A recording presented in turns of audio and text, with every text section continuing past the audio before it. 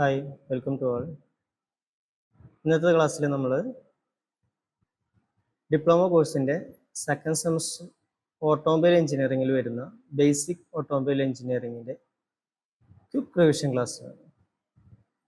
എന്ന് വെച്ചാൽ നമ്മൾ എക്സാമിൻ്റെ മുന്നോടിയായിട്ട് 4 മൊഡ്യൂളുകളും നമുക്ക് ഒരു പാസ് മാർക്ക് അല്ലെങ്കിൽ നല്ലൊരു മാർക്ക് പെട്ടെന്ന് സ്കോർ ചെയ്യാനുള്ള ഒരു എളുപ്പമാർഗത്തിന് വേണ്ടിയിട്ടാണ് നമ്മൾ ഇന്നത്തെ ക്ലാസ് ഉദ്ദേശിക്കുന്നത്.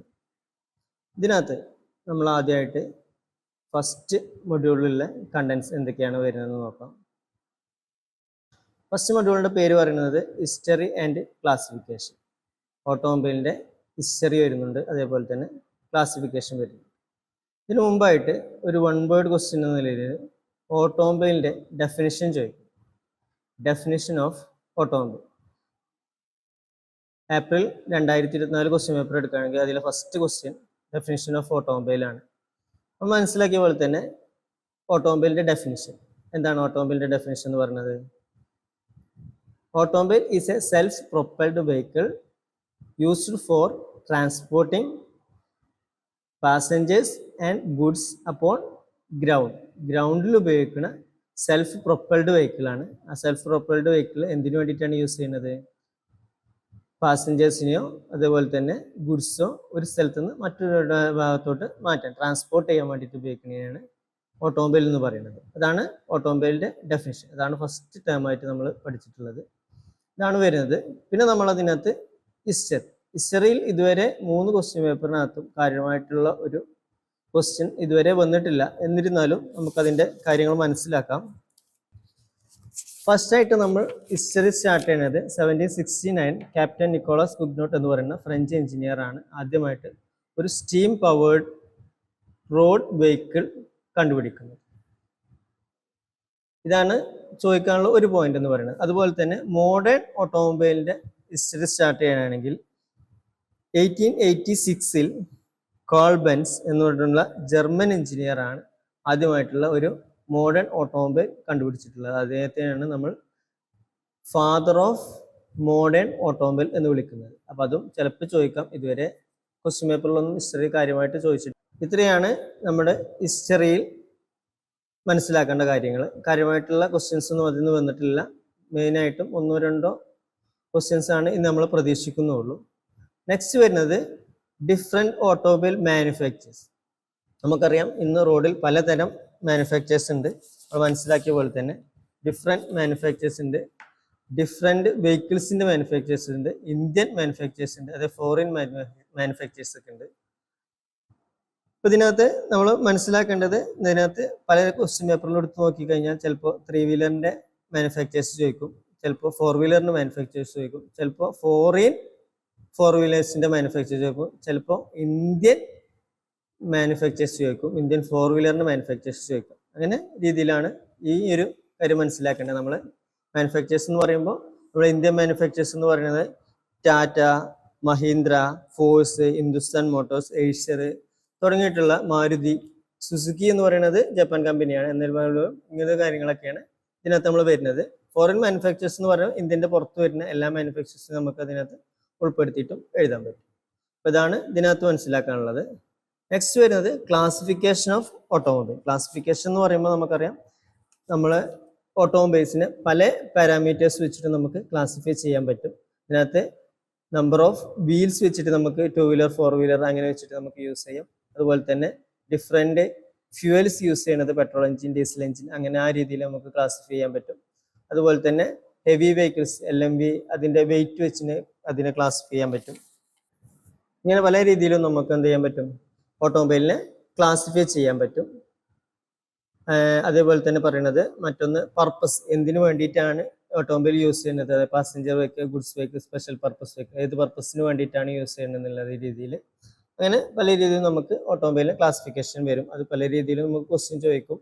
ഏതെങ്കിലും ഒരു പാരാമീറ്റേഴ്സ് വരുന്നത് അതിൽ വരുന്നത് എന്ന് ചോദിച്ചാൽ, അതായത് according to number of fields വെച്ചിട്ട് നമുക്ക് ഓട്ടോമൊബൈൽ എങ്ങനെ ക്ലാസിഫൈ ചെയ്യാമെന്ന് വരികയാണെങ്കിൽ നമുക്ക് എന്ത് ചെയ്യാം? 2 വീലർ 3 വീലർ അങ്ങനെ ഉള്ള എക്സാമ്പിൾ മാത്രം എഴുതി വെക്കാം.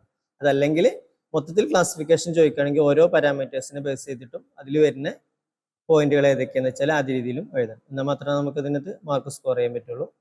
നെക്സ്റ്റ് വരുന്നത് മേജർ സിസ്റ്റംസ് ഓഫ് ഓട്ടോമൊബൈൽ. പല സിസ്റ്റംസ് ഉണ്ട്. സിസ്റ്റംസ് എന്ന് പറയുമ്പോൾ നമ്മൾ പെട്ടെന്ന് ചിന്തിക്കുക വേറെ എന്തെങ്കിലും രീതിയിൽ പോകരുത്. നമ്മൾ ഓട്ടോമൊബൈലിൻ്റെ ഉള്ളിൽ വരുന്ന ഒരുപാട് സിസ്റ്റംസ് ഉണ്ട്. അതായത് ഫസ്റ്റ് നമ്മൾ പറയുകയാണെങ്കിൽ അതിൻ്റെ പവർ പ്രൊഡ്യൂസ് ചെയ്യുന്ന എൻജിൻ യൂണിറ്റ് ആണ് പവർ യൂണിറ്റ് എന്ന് പറയുന്നത്. അത് പവർ പ്രൊഡ്യൂസ് ചെയ്യുന്ന ഒരു യൂണിറ്റാണ്. പിന്നെ നമ്മൾ പറയുന്നത് ട്രാൻസ്മിഷൻ സിസ്റ്റം എന്ന് പറയും. അതൊരു സിസ്റ്റമാണ്, രണ്ടാമത്തെ മേജർ സിസ്റ്റംസിൽ വരുന്ന രണ്ടാമത്തെ സിസ്റ്റമാണ് ട്രാൻസ്മിഷൻ സിസ്റ്റം എന്ന് പറയുന്നത്. അതെന്തിനാന്ന് വെച്ചാൽ എൻജിൻ്റെ പവറിനെ നമുക്ക് വീലിലെത്തിക്കാനുള്ള ഒരു സിസ്റ്റത്തിന് അതിനകത്ത് ഉൾപ്പെടുത്തുന്നതാണ് ക്ലച്ച്, ഗിയർ ബോക്സ്, ആക്സില്, ഡിഫറൻഷ്യൽ തുടങ്ങിയിട്ടുള്ള കമ്പോണൻസ് ഒക്കെ അതിൽ വരുന്ന കമ്പോണൻസ് ആണ് ആ സിസ്റ്റത്തിൽ വരുന്നത്. ആ കമ്പോണൻസ് ഒക്കെ ഉൾപ്പെടുന്ന സിസ്റ്റത്തിനാണ് എന്ന് പറയുന്നത് ട്രാൻസ്മിഷൻ സിസ്റ്റം എന്ന് പറയുന്നത്. അതുപോലെ തന്നെ ബ്രേക്കിംഗ് സിസ്റ്റം എന്ന് പറയുന്നതിൽ പവർ എൻജിനിൽ പ്രൊഡ്യൂസ് ചെയ്യുന്ന പവർ വീലിലെത്തിക്കും. അങ്ങനെ വീല് റൊട്ടേറ്റ് ചെയ്തുകൊണ്ടിരിക്കുകയായിരിക്കും. നമുക്ക് നിർത്തേണ്ട ടൈമിലോ അതേപോലെ തന്നെ സ്പീഡ് കുറക്കേണ്ട ടൈമിലോ നമ്മൾ വീലിൽ പിടിച്ചു നിർത്താനുള്ള സിസ്റ്റം, അതാണ് ബ്രേക്ക് ചെയ്യുന്നത്. ആ സിസ്റ്റത്തിനാണ് ബ്രേക്കിംഗ് സിസ്റ്റം എന്ന് പറയുന്നത്. അതുപോലെ തന്നെ കംഫർട്ടായിട്ട് യാത്ര ചെയ്യാനായിട്ട് ഓട്ടോമൊബൈലിൽ ഒരുപാട് കമ്പോണൻസ് കൊടുത്തിട്ടുണ്ടായിരിക്കും. ഷോക്ക് അബ്സോർബർ, അതുപോലെ തന്നെ ലീവ് സ്പ്രിങ്, എയർ സ്പ്രിങ്, അങ്ങനത്തെ ഒരുപാട് കമ്പോണൻസ് കൊടുത്തിട്ട് എന്ത് ചെയ്യും, എഞ്ചിനെയും വാഹനത്തിനെയും അതുപോലെ തന്നെ വാഹനത്തിൽ യാത്ര ചെയ്യുന്ന പാസഞ്ചേഴ്സ് ആയിക്കോട്ടെ ഗുഡ്സ് ആയിക്കോട്ടെ ഇതിനെല്ലാത്തിനും പ്രൊട്ടക്ട് ചെയ്യാൻ വേണ്ടിയിട്ട് ഒരു സിസ്റ്റം കൊടുത്തിട്ടുണ്ടായിരിക്കും. റോഡ് ഷോക്കിനൊക്കെ അബ്സോർബ് ചെയ്തിട്ട് അതിൻ്റെ എഫക്റ്റ് മിനിമൈസ് ചെയ്യാൻ വേണ്ടിയിട്ട് കൊടുത്തിട്ടുള്ള ഒരു സിസ്റ്റത്തിനെയാണ് സസ്പെൻഷൻ സിസ്റ്റം. കംഫർട്ടായിട്ട് ജേർണി പ്രൊവൈഡ് ചെയ്യാൻ വേണ്ടിയിട്ട് കൊടുത്തിട്ടുള്ള ഈ സിസ്റ്റത്തിനെയാണ് സസ്പെൻഷൻ സിസ്റ്റം എന്ന് പറയുന്നത്. അതുപോലെ തന്നെ നെക്സ്റ്റ് വരുന്ന സിസ്റ്റം എന്തായിരുന്നു, ഡയറക്ഷൻ കൺട്രോൾ സിസ്റ്റം, അതായത് സ്റ്റിയറിംഗ് സിസ്റ്റം. നമുക്ക് വണ്ടി പല രീതിയിലും പല ഡയറക്ഷനിലോട്ടും തിരിക്കേണ്ടിയൊക്കെ വരും. അത് കൺട്രോൾ ചെയ്യാൻ വേണ്ടിയിട്ടുള്ള സിസ്റ്റത്തിനെയാണ് ഡയറക്ഷൻ കൺട്രോൾ സിസ്റ്റം, അതായത് സ്റ്റിയറിംഗ് സിസ്റ്റം എന്ന് പറയുന്നത്. പിന്നെ അതിനകത്ത് വരുന്നത് ഇലക്ട്രിക്കൽ സിസ്റ്റത്തിനകത്ത് ചാർജിങ് സിസ്റ്റം വരുന്നുണ്ട്, ലൈറ്റിംഗ് സിസ്റ്റം വരുന്നുണ്ട്, അതുപോലെ തന്നെ ഇഗ്നീഷൻ സിസ്റ്റം, ചാർജിങ് സിസ്റ്റം, അങ്ങനത്തെ കുറേ കാര്യങ്ങളൊക്കെ ഇലക്ട്രിക്കൽ സിസ്റ്റത്തിനകത്ത് വരുന്നുണ്ട്.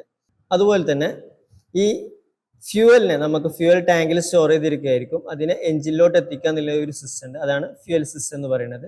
അതുപോലെ തന്നെ എഞ്ചിന് വർക്ക് ചെയ്യുമ്പോൾ അതിൻ്റെ ഹീറ്റ് പ്രൊഡ്യൂസ് ചെയ്യും, അത് ഒഴിവാക്കാനായിട്ട് കൂളിംഗ് സിസ്റ്റം കൊടുത്തിട്ടുണ്ടായിരിക്കും. അതുപോലെ തന്നെ അതിനെ ലൂബ്രിക്കേറ്റ് ചെയ്ത് നിർത്താനായിട്ട് ഫ്രിക്ഷൻ കുറക്കാൻ വേണ്ടിയിട്ട് ഒരു സിസ്റ്റം കൊടുത്തിട്ടുണ്ടായിരിക്കും. ഓയിലിനെ സർക്കുലേറ്റ് ചെയ്യുക അങ്ങനത്തുള്ള കാര്യങ്ങളൊക്കെ ചെയ്തിരുന്നത്, അതിനാണ് ലൂബ്രിക്കേഷൻ സിസ്റ്റം എന്ന് പറഞ്ഞിട്ടുള്ളത്. ഇങ്ങനത്തെ സിസ്റ്റങ്ങളൊക്കെ കൊടുത്തിട്ടുണ്ടായിരിക്കും. ഇതൊക്കെയാണ് ഇമ്പോർട്ടൻ്റ് ആയിട്ടുള്ള സിസ്റ്റംസ് വരുന്നത്. പിന്നെ നമ്മൾ പറഞ്ഞിട്ടുള്ള ഈ ഒരു ഇലക്ട്രിക്കൽ സിസ്റ്റത്തിൽ വരുന്നത് തന്നെയാണ് വൈപ്പർ സിസ്റ്റം, സ്റ്റീരിയോ സിസ്റ്റം, അതുപോലെ തന്നെ ഹോണ്, അങ്ങനത്തെ കാര്യങ്ങളൊക്കെ വരുന്നതാണ് ഓക്സിലറി സിസ്റ്റംസ് എന്ന് പറയുന്നത്. ഇതൊക്കെയാണ് മേജർ ആയിട്ടുള്ള ഓട്ടോമൊബൈൽ സിസ്റ്റംസ് എന്ന് പറയുന്നത്. നെക്സ്റ്റ് എന്ന് പറയുന്നത് വെഹിക്കിൾ സ്പെസിഫിക്കേഷൻ. ഇത്രയാണ് നമ്മൾ ഫസ്റ്റ് മൊഡ്യൂളിൽ വരുന്നത്. വെഹിക്കിൾ സ്പെസിഫിക്കേഷൻ എന്ന് പറയുമ്പോൾ ഇപ്പോൾ വണ്ടീൻ്റെ സ്പെസിഫിക്കേഷൻ എങ്ങനെയൊക്കെയാണോ നമ്മൾ എക്സ്പ്ലെയിൻ ചെയ്യുന്നത്, അതിനകത്ത് വരുന്ന കാര്യങ്ങളൊക്കെയാണ് ഒന്ന് വീൽ ബേസ്, അതുപോലെ തന്നെ wheel track, overall length, ground clearance തുടങ്ങിയിട്ടുള്ള overhang, rear overhang, front overhang, ഇങ്ങനത്തെ കാര്യങ്ങളൊക്കെയാണ് ഇതിനകത്ത് വരുന്ന കാര്യങ്ങൾ. അതായത് നമ്മൾ മനസ്സിലാക്കിയ പോലെ തന്നെ ഫ്രണ്ട് വീലിന്റെ സെൻട്രൽ ലൈൻ മുതൽ റിയർ വീലിന്റെ സെൻട്രൽ ലൈൻ വരെയുള്ള ഡിസ്റ്റൻസിനെയാണ് എന്ന് പറയാ വീൽ ബേസ് എന്ന് പറയാം. അതുപോലെ തന്നെ വീൽ ട്രാക്ക് എന്ന് പറഞ്ഞു കഴിഞ്ഞാൽ ഒരേ ടൈമിൽ, അതായത് ഫ്രണ്ടത്തെ രണ്ട് സൈഡിലും ലെഫ്റ്റത്തെയും റൈറ്റത്തെയും വീലുകൾ തമ്മിലുള്ള സെൻട്രൽ ലൈനിലെ ഡിസ്റ്റൻസിനെയാണ് എന്ന് പറയാം വീൽ ട്രാക്ക് എന്ന് പറയാനുള്ള. അതുപോലെ തന്നെ വീൽ ബേസ് കഴിഞ്ഞിട്ട് ഫ്രണ്ടിലോട്ട് വണ്ടിയുടെ മുന്നിലോട്ട് പുറത്തോട്ട് പ്രൊജക്റ്റ് ചെയ്ത് നിൽക്കുന്ന ആ ഭാഗത്തിന് ഫ്രണ്ട് ഓവർഹാങ് എന്ന് പറയും. അതേപോലെ തന്നെ റിയറിലെ വീല് കഴിഞ്ഞിട്ട് പുറത്തോട്ട് നിൽക്കുന്ന ഭാഗത്തിന് റിയർ ഓവർഹാങ് എന്ന് പറയും. ഇതെല്ലാം കൂടിയിട്ടുള്ള മൊത്തം ലെങ്ത്തിന് ഓവറോൾ ലെങ്ത്. ഇങ്ങനെയൊക്കെയാണ് വെഹിക്കിൾ സ്പെസിഫിക്കേഷൻ പറയുന്നത്. ഇപ്പോൾ നമുക്ക് ഇതിനകത്ത് ഒരു പ്രത്യേകത എന്ന് പറഞ്ഞു കഴിഞ്ഞാൽ വെഹിക്കിൾ സ്പെസിഫിക്കേഷൻ നമുക്ക് സ്പെസിഫൈ ചെയ്തിട്ട് നമുക്ക് എഴുതാൻ കഴിഞ്ഞിട്ടില്ലെങ്കിൽ പോലും നിങ്ങൾ എന്ത് ചെയ്യുക, ഫിഗർ വരച്ച് കഴിഞ്ഞാൽ നമുക്ക് ഇതിനകത്ത് മാർക്ക് സ്കോർ ചെയ്യാനായിട്ട് കഴിയും. അപ്പോൾ അതേപോലെ കാര്യങ്ങൾ അറിയെങ്കിൽ എഴുതാൻ വേർഡ്സ് ആയിട്ട് നിങ്ങൾക്ക് അറിയില്ലെങ്കിലും ഇതേപോലെ നിങ്ങൾ സ്പെസിഫൈ ചെയ്ത് മാർക്ക് ചെയ്ത് നിങ്ങൾക്ക് ഇതിനകത്ത് മാർക്ക് സ്കോർ ചെയ്യാനായിട്ട് പറ്റും. അതേപോലെ തന്നെ ഇതിനകത്ത് വരുന്ന അടുത്തൊരു കാര്യമാണ് 4 വീലർ 3 വീലർ ആൻഡ് 2 വീലറിൻ്റെ ഒക്കെ ഒരു ലേ ഔട്ട് വരച്ചിട്ട് അതിൻ്റെ ഭാഗങ്ങൾ ഐഡന്റിഫൈ ചെയ്യാന്നുള്ള കാര്യങ്ങൾ, അതും കൂടി ഈ ഒരു ഫസ്റ്റ് മൊഡ്യൂൾ വരുന്ന കാര്യമാണ്.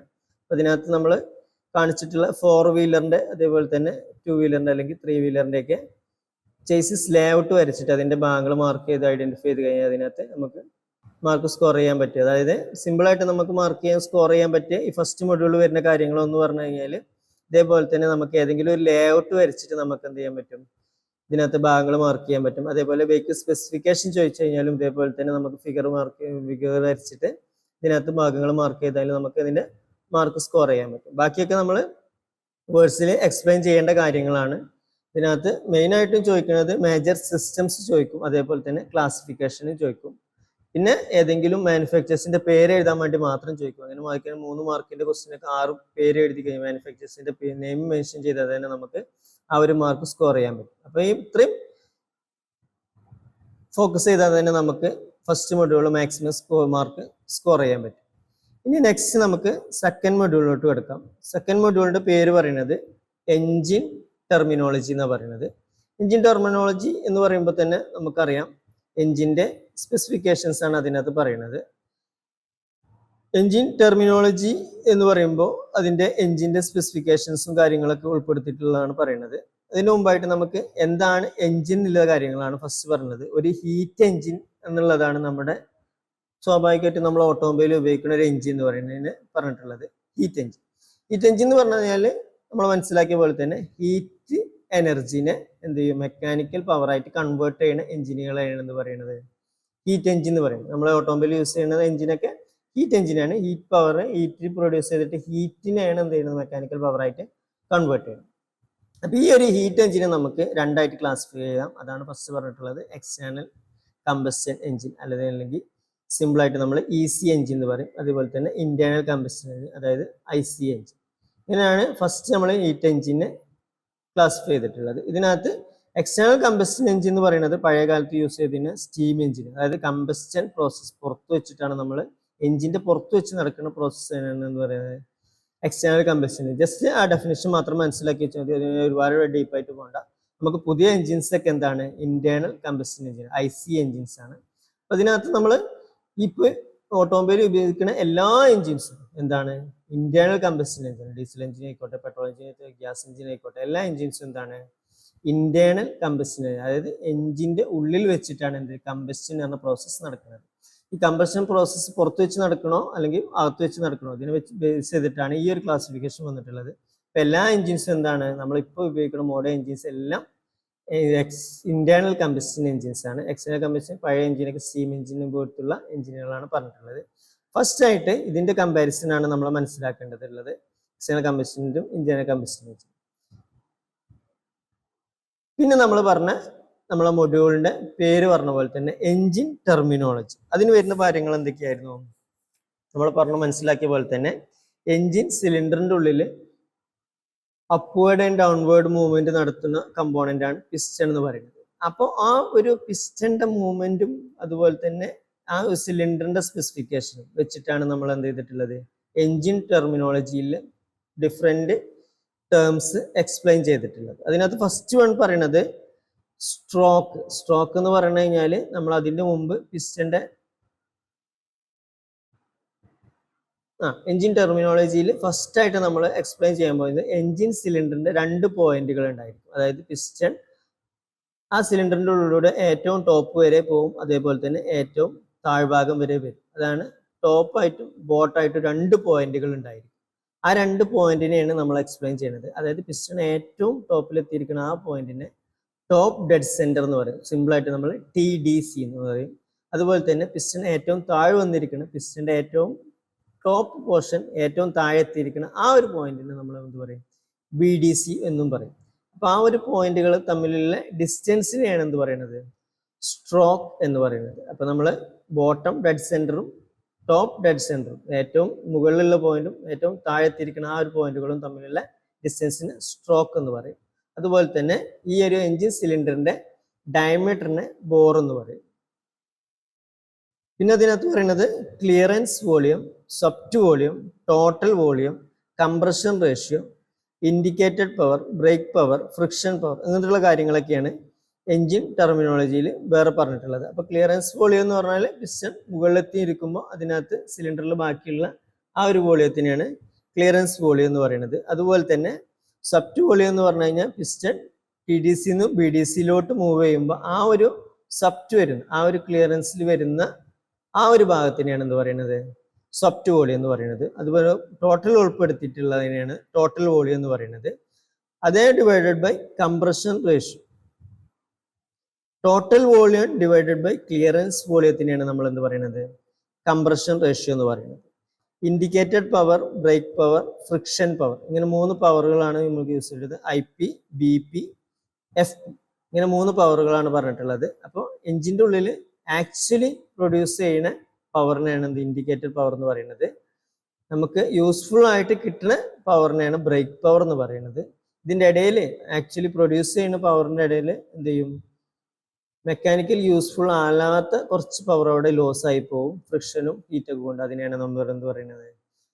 ഫ്രിക്ഷൻ പവർ, IP എന്ന് പറയുന്നത്. അപ്പോൾ അതിൻ്റെ ഇക്വേഷൻ പറയുന്നത് BP = IP - FP.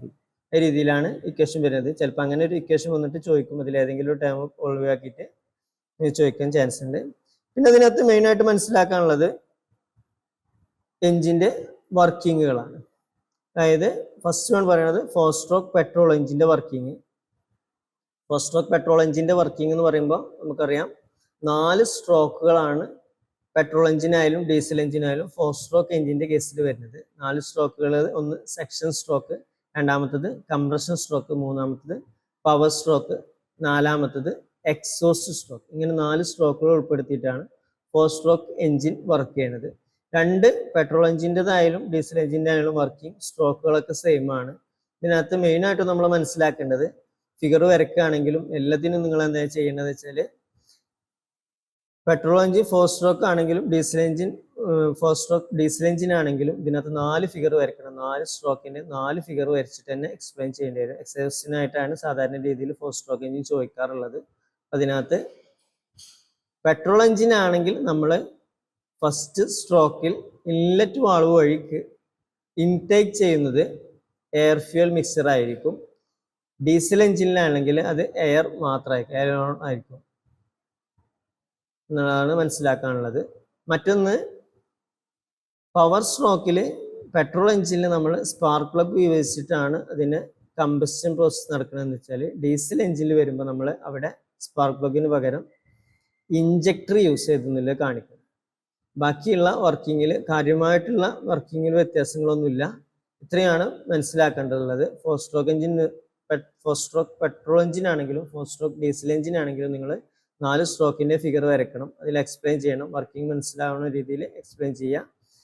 ഇതിനകത്ത് ഫസ്റ്റ് സ്ട്രോക്കിൽ, സെക്ഷൻ സ്ട്രോക്കിൽ പിസ്റ്റൺ താഴോട്ട് വരുന്നതായിട്ട് മെൻഷൻ ചെയ്യണം. അതേപോലെ തന്നെ രണ്ടാമത്തെ സ്ട്രോക്ക് കംപ്രഷൻ സ്ട്രോക്കിൽ പിസ്റ്റൺ മുകളിലോട്ട് മൂവ് ചെയ്യാനായിട്ട് മെൻഷൻ ചെയ്യണം.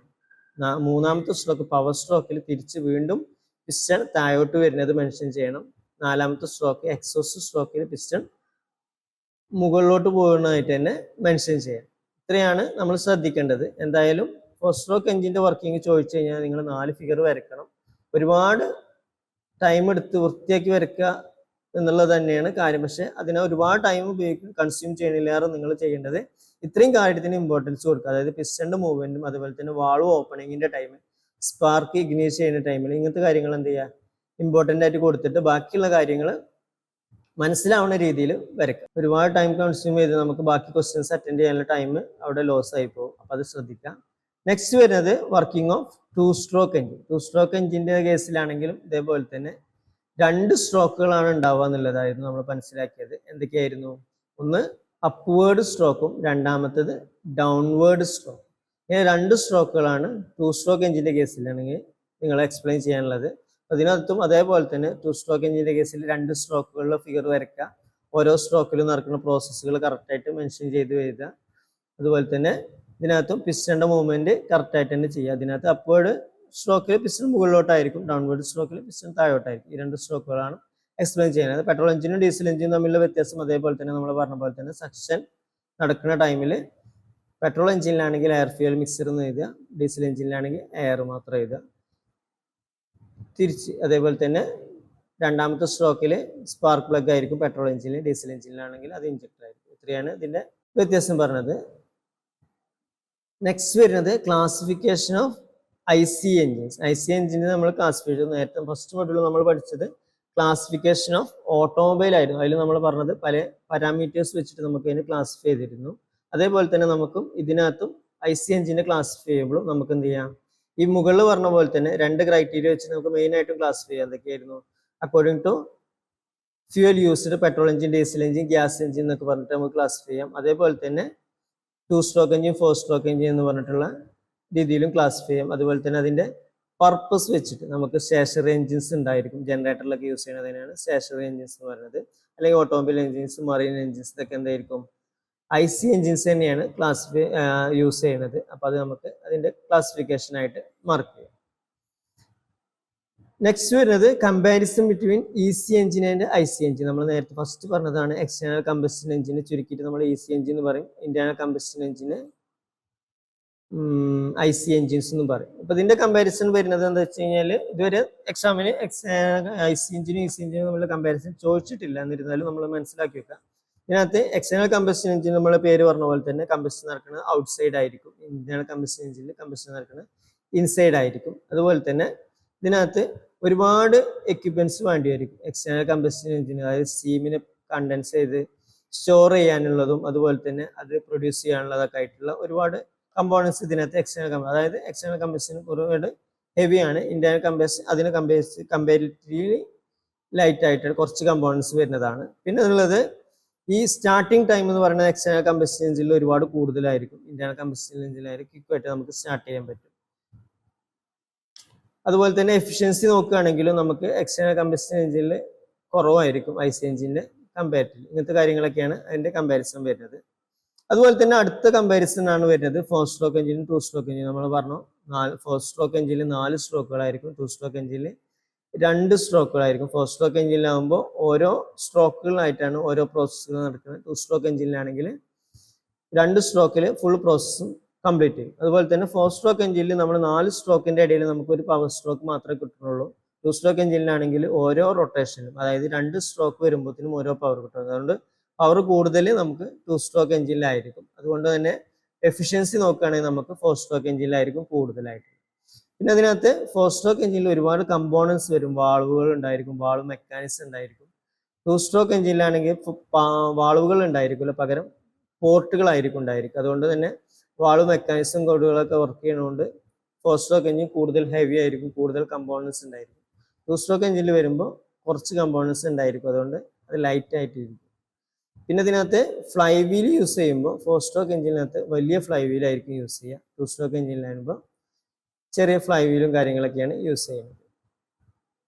ഇത്രയൊക്കെയാണ് ഇതിന്റെ കമ്പാരിസൺ വരുന്നത്. ഇനി അതേപോലെ തന്നെ അടുത്ത കമ്പാരിസൺ ആണ് petrol engine and diesel engine. നമ്മൾ പറഞ്ഞു പെട്രോൾ എഞ്ചിനിലും ഡീസൽ എഞ്ചിനും. പെട്രോൾ എഞ്ചിനകത്ത് നമ്മൾ ഉപയോഗിക്കുന്നത് സ്പാർക്ക് ഇഗ്നിഷൻ ആണ്. അതാണ് ബ്രാക്കറ്റിൽ കാണിച്ചിട്ടുള്ള SI engine and CI engine. SI engine എന്ന് പറയുമ്പോൾ സ്പാർക്ക് ഇഗ്നിഷൻ എഞ്ചിൻ എന്ന് പറയും. അതുപോലെ തന്നെ CI എഞ്ചിൻ എന്ന് പറഞ്ഞാൽ സ്പാർക്ക് കംപ്രഷൻ ഇഗ്നിഷൻ എഞ്ചിൻ. ഇങ്ങനെ 2 കാര്യങ്ങളാണ് പറയുന്നത്.